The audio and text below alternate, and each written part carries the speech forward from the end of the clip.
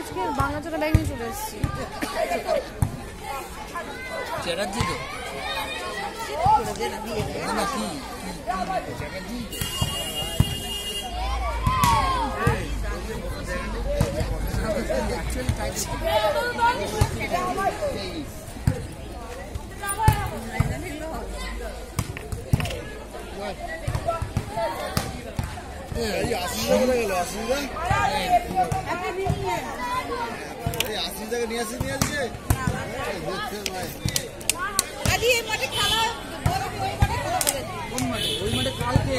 কালকে আছে, কালকে বলে 16 কাল।